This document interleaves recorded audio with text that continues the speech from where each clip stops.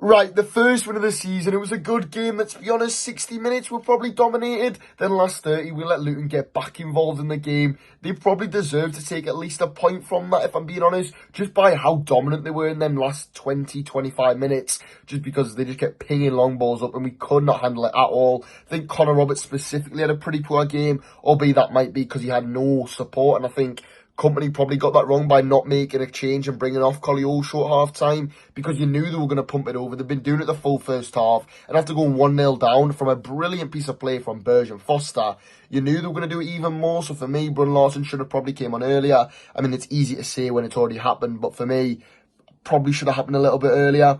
But all in all, a great performance. Again, like I said, dominant first half, really. We showed what we can do against sides our level. And we've actually done it against Newcastle and United at times, where we've looked like the better side in spells, but we've not been able to put it out for a full game, which again, I guess, does still correlate to tonight. We didn't put out for the full 90 and nearly missed out on all 3 points yet again.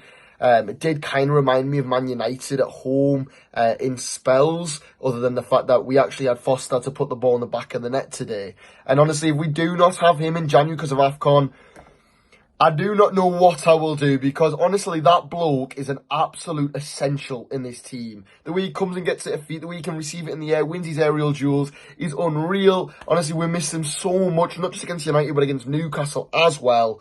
And yeah, if Foster goes, it's going to be awful.